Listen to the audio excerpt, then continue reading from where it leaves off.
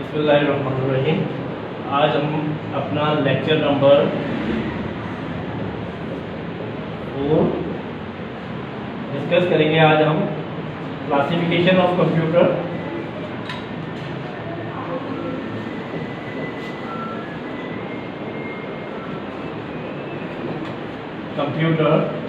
According to the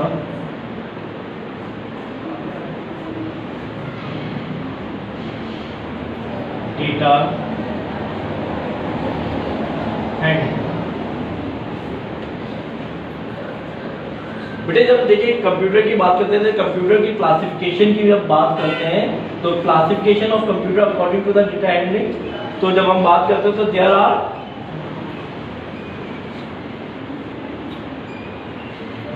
3 types of computer.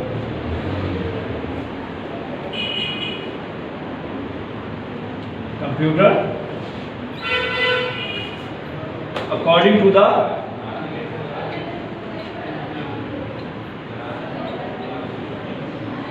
Data handling. Data handling के लिहाज से computer कितने हिस्सों में डिवाइड किया था? 3 हिस्सों में डिवाइड किया था। वो 3 पार्ट कौन कौन से होते हैं? सबसे पहला पार्ट होता है बेटा analog computer,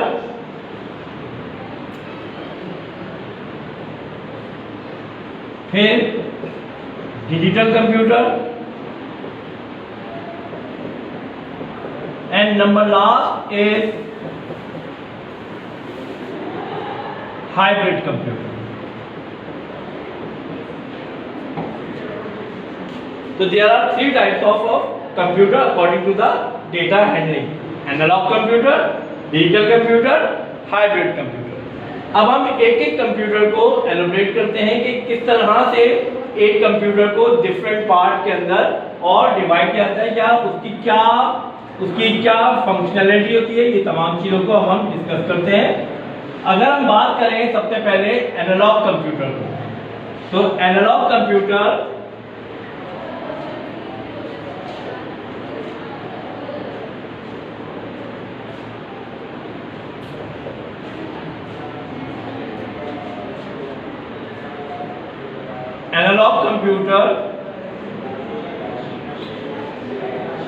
are those computer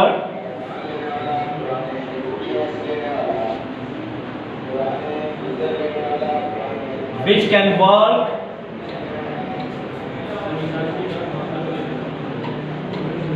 continuously।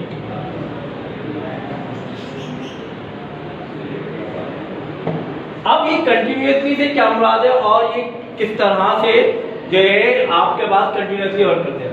अब इसकी कुछ एग्जांपल्स तो बनती होगी। लाइक फॉर एग्जांपल आप लोगों ने अगर देखा होगा कि जैसे कि अगर हम बात करें किसकी, विंड मीटर, सही है, speedometer,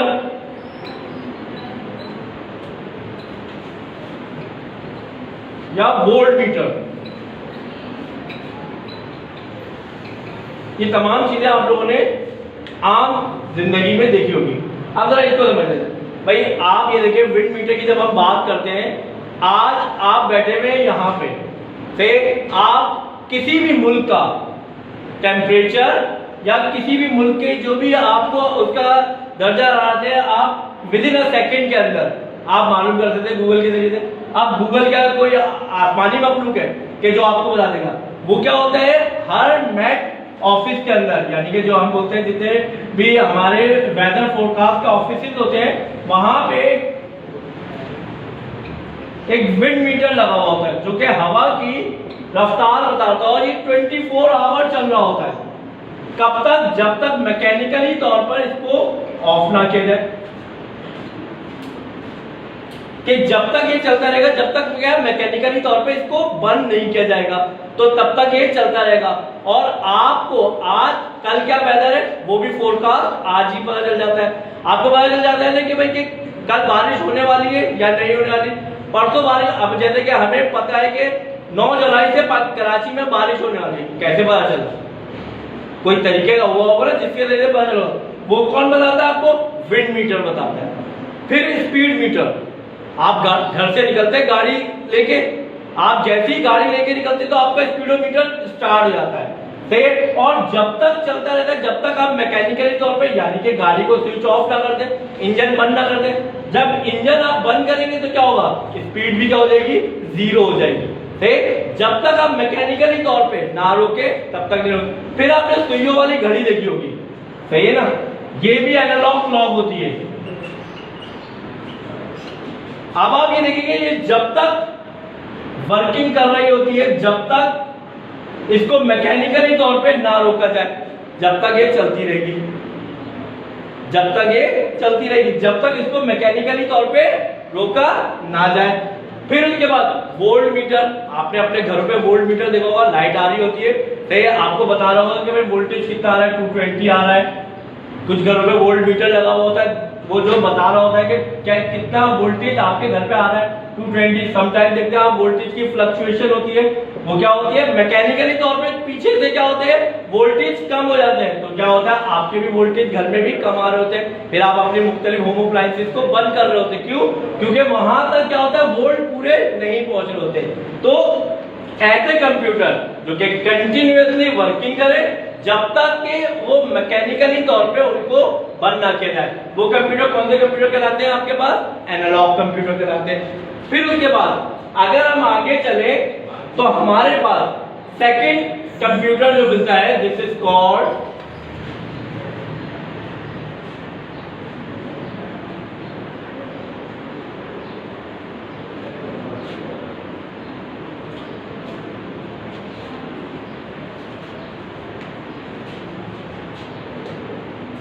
digital computer. Digital computer कौन से होते हैं, those computer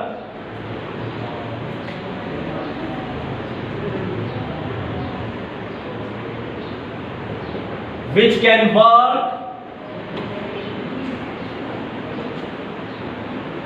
on discrete form of data। अब डिस्क्रीट फॉर्म ऑफ डेटा से मुराद क्या होता है बेटे, यानी कि 0 एंड 1 के फॉर्म के अंदर, यानी कि ऐसे तमाम कंप्यूटर जो कि 0 एंड 1 की फॉर्म के अंदर काम करे, वो कंप्यूटर कौन से कंप्यूटर कहलाते हैं, अब डिजिटल कंप्यूटर। अब इसके अंदर कौन सी एग्जांपल बनती है भाई, आपका पर्सनल कंप्यूटर यानी कि आपका पीसी से, आपकी डिजिटल वॉच,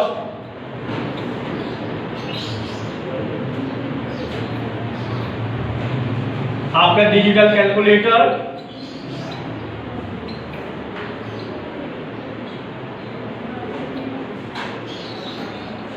ये तमाम के तमाम चीजें जो है आपके डिजिटल कंप्यूटर में आती हैं। भाई आपका पीसी जो है, जो कंप्यूटर है, वो कौन सी लैंग्वेज पे काम करता है, 0 है 1 के अलावा, इसके अलावा कोई लैंग्वेज वो अंडरस्टैंड नहीं करता है, यानी कि सिर्फ ओनली बाइनरी लैंग्वेज पे वर्क करता है, यानी कि 0 है 1। अब 0 मीन्स क्या होता है कंप्यूटर के अंदर बेटे, 0 मीन्स ऑफ, एंड 1 मीन्स क्या होता है, इट्स ऑन, यानी कि ऑन और ऑफ इसके ऊपर काम करता है। आपने अक्सर घर अपने हाथ में वॉच देखी होगी जो नंबरों वाली क्लॉक होती है, यानी कि आपने न्यूज चैनल वगैरह पे चलते हुए देखी होगी, से इस तरह की जो वॉच होती है, से this watch is called digital watch. से आपने तस्बीह देखी होगी, डिजिटल तस्बीह जो चल रही होती है हाथ पे, काउंटर जिसे बोलते हैं, से वो भी डिजिटल है। से जो भी चीज आपके पास कैलकुलेटर, साइंटिफिक कैलकुलेटर या नॉर्मल कैलकुलेटर, ये भी 0 एंड 1 की फॉर्म में काम कर रहा होता है, यानी कि this is called digital calculator. फिर उसके बाद अगर हम आगे चले तो last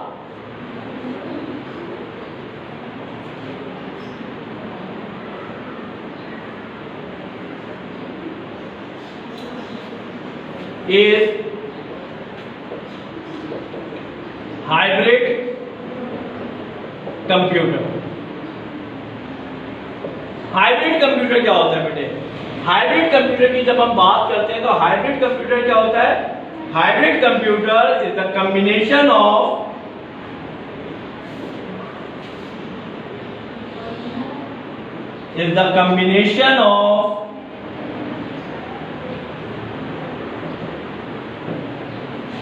nation of analog and digital computer is known as hybrid computer। यानी क्या हो रहा है, हाइब्रिड कंप्यूटर की जब हम बात कर रहे हैं तो हम क्या बोल रहे हैं भाई, combination of analog and digital computer is known as hybrid computer. अब combination of analog and digital computer is called hybrid computer. किस तरह से भाई, अब अगर आप ये देखें इसकी एग्जांपल के अंदर बात करें तो यानी कि कोई भी ऐसा कंप्यूटर जो कि कंटिन्यूअसली भी वर्क करे और आपके पास डिजिट की फॉर्म में भी काम करे, क्योंकि भाई एनालॉग क्या है, कंटिन्यूअसली, डिजिटल क्या है, डिस्क्रीट फॉर्म ऑफ डेटा यानी कि जीरो। तो हाइब्रिड कंप्यूटर एक ऐसा कंप्यूटर जिसके अंदर दोनों चीजें, दोनों सलाहियतें हो। आप इसके अंदर कौन सी एग्जांपल लेते हैं भाई, जैसे कि for example modern petrol pump की।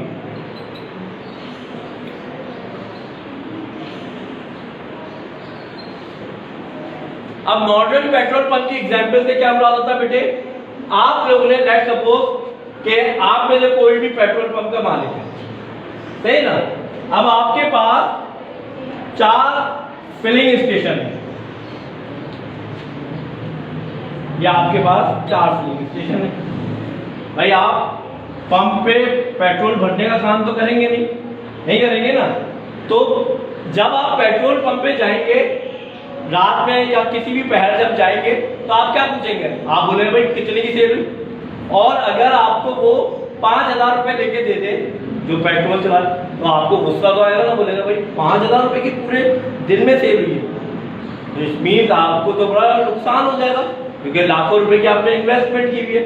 अब आप उसकी चोरी को किस तरह से पकड़ेंगे। पेट्रोल पंप के अंदर 2 तरह के मीटर होते हैं, एक मीटर यहां नीचे लगा हुआ होता है, एक मीटर ऊपर होता है जो कि आपको विजिबल होता है, जो कि आपको नजर आ रहा होता है। लेट्स सपोज आप आए, आपने कहा 100 का पेट्रोल डाल दो, एक आया, दूसरा आया उसने कहा 1000 का डाल दो, तीसरा आया उसने कहा 5000 का डाल दो।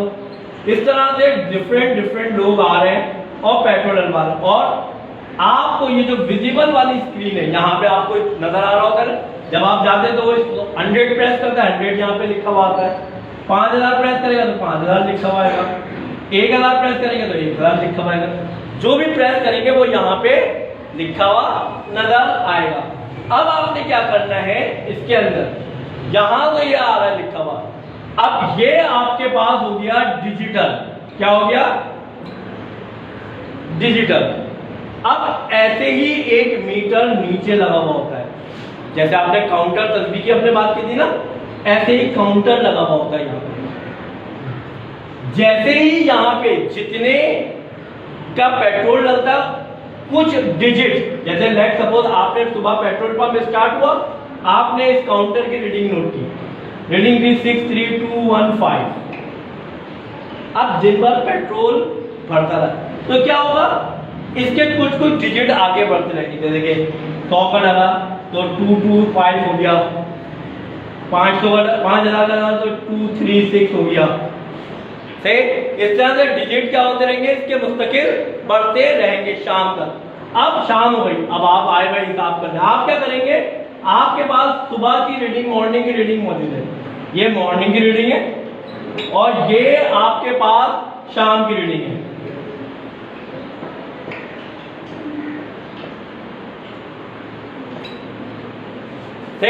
आपने कहा अब आपके पास कितने आपने कहा भाई कितना आपके पास लीटर हो गया, 4000 लीटर आपके पास एक फिलिंग से भरा गया। अब आपने कहा भाई आज के जो भी रेट है, नेक्स्ट सपोज आपने कहा 101 रेट है, आपने इससे मल्टीप्लाई कर दिया। जब आपने इससे मल्टीप्लाई किया तो आपके पास क्या आ जाएगा, इस पूरे फिलिंग स्टेशन का रिकॉर्ड आपके पास एक का आ जाएगा।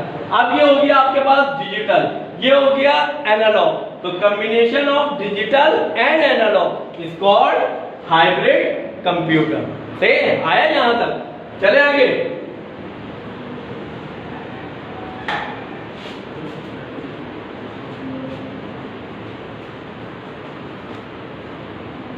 सही बेटे, तो अभी हमने classification of computer according to the data handling हम लोगों ने डिस्कस की।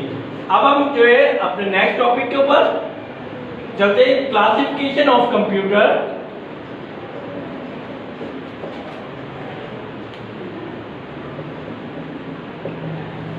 According to the purpose.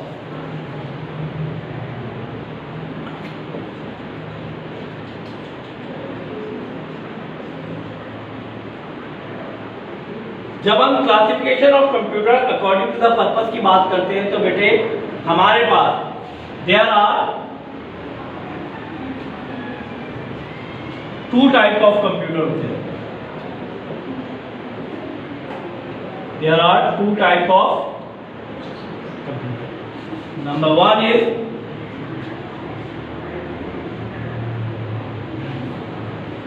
General purpose computer,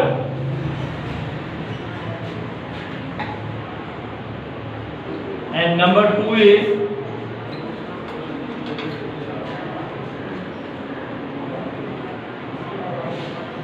special purpose computer.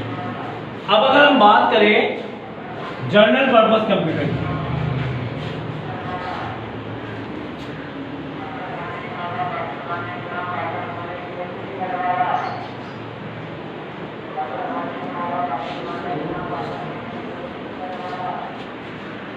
Start तो अब हम बात करेंगे बेटे जनरल पर्पस कंप्यूटर की।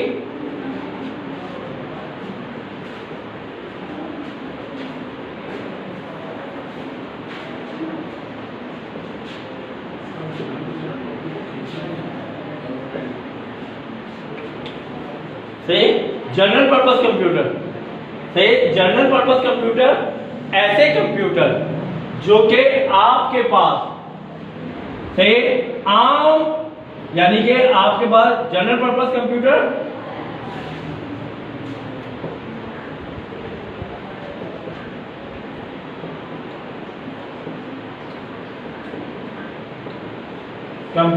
Are those computer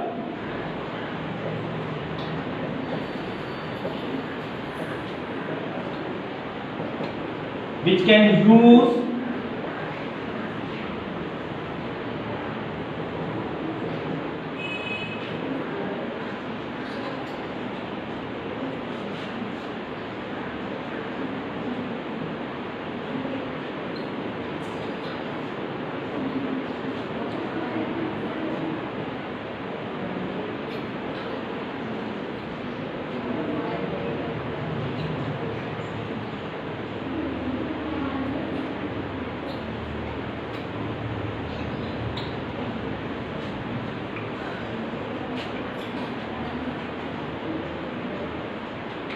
special purpose computer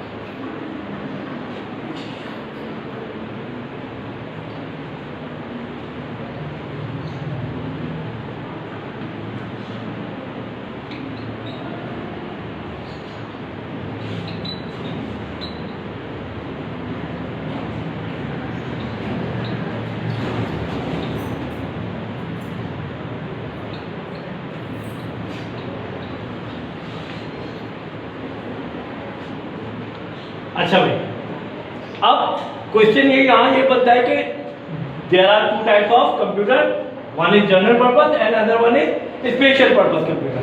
अब क्या कंप्यूटर के अंदर भी डिस्क्रिमिनेशन है? क्या ये छोटा, ये बड़ा, ये काला, ये गोरा? नहीं। कंप्यूटर के अंदर अगर हम डिस्क्रिमिनेशन की बात करें तो कंप्यूटर में डिस्क्रिमिनेशन होता है। किस तरह से? कंप्यूटर अपनी एप्लीकेशन के लिहाज से हम उसको डिस्क्रिमिनेशन करते हैं कि कोई कंप्यूटर के अंदर, लाइक फॉर एग्जांपल, अगर आप जाते हैं एक बाहर एटीएम मशीन के ऊपर, वो भी एक कंप्यूटर है, लेकिन वो जो कंप्यूटर, वो कौन सा कंप्यूटर है? Special purpose. क्यों? उसके अंदर जो एप्लीकेशन चल रही है वो एक खास पर्पस के लिए चल रही है। तो अकॉर्डिंग टू द एप्लीकेशन वो कंप्यूटर क्या हो गया? स्पेशल पर्पस कंप्यूटर हो गया। लाइक आप अपने स्कूल में जाते हैं, आप फीस जमा करने जाते हैं, तो समटाइम आपको कुछ स्कूल वाले फीस वाउचर देते हैं, कुछ स्कूल वाले ऑनलाइन वहीं पे फीस जमा कर रहे होते हैं, तो आपको एक कंप्यूटराइज स्लिप दे रहे होते हैं। अब स्कूल ने अपनी आसानी के लिए एक सॉफ्टवेयर बनाया हुआ है, एक एप्लीकेशन बनाई हुई, वो उनके स्कूल का ही रिकॉर्ड उसके अंदर मौजूद है। तो उस रिकॉर्ड की वजह से, उस कंप्यूटर की वजह से, उस एप्लीकेशन की वजह से वो कौन सा कंप्यूटर आता है? Special purpose. आप कहीं बुकिंग करने वाले जाते हैं एयरलाइन की, तो उनका अपना सिस्टम चल रहा होता है, वो देखते हैं भाई कि जहाज के अंदर बुकिंग मौजूद है या नहीं बुकिंग मौजूद है। अगर बुकिंग मौजूद होती है तो वो आपको सीट को क्या कर देते हैं? रिजर्व कर देते हैं। अगर उसके अंदर सीट नहीं अवेलेबल होती तो बोलते हैं इसके अंदर सीट अभी अवेलेबल नहीं है, तो वो आपकी बुकिंग नहीं करते।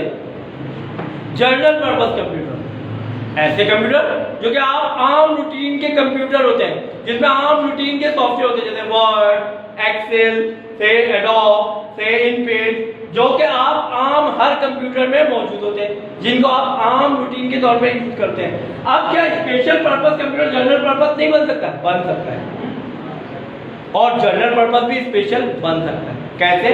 अब कोई बैंक में काम कर रहा है, वो भाई 9 to 5 कर रहा है ना काम, अब 5 बजे उसने अपना ऑफिस का सॉफ्टवेयर, ऑफिस की एप्लीकेशन बंद कर देगा। जब वो एप्लीकेशन बंद कर देगा तो अब वो जो कंप्यूटर बन गया वो कौन सा बन गया? जनरल पर्पस बन गया। और अगर उसी एप्लीकेशन को मैं जनरल में इंस्टॉल कर दूं तो ये जनरल पर्पस कौन सा बन जाएगा? स्पेशल पर्पस बन जाएगा। तो special purpose computer according to our application के लिए होता है कि जो एप्लीकेशन हमने उसके अंदर इंस्टॉल की हुई है, उस एप्लीकेशन के लिहाज से कोई भी कंप्यूटर या तो जनरल होता है या स्पेशल होता है। सही है ना? यहां तक क्लियर? इसके अलावा सही ना? अभी उतारे, आप उतार लिया आपने? तो जनरल पर्पस कंप्यूटर, सही है ना? ऐसे कंप्यूटर जो कि जनरल यूज के लिए यूज होते हैं, जबकि स्पेशल पर्पस कंप्यूटर ऐसे कंप्यूटर जो कि आपके कोई सर्टेन स्पेशल टास्क सर अंजाम दे, तो वो आपके पास स्पेशल पर्पस कंप्यूटर कहलाते हैं। सही है बेटे? आज के लिए इतना ही रखें, फिर इंशाअल्लाह करीम नेक्स्ट क्लास में आपसे मजीद और डिस्कस करेंगे। सही है? तो आज के लिए इतना ही काफी है। सही बेटे? तो आज के लिए इतना ही काफी है, फिर इंशाल्लाह नेक्स्ट क्लास में आपसे मुलाकात करेंगे। आज के लिए अल्लाह हाफिज़। सही है?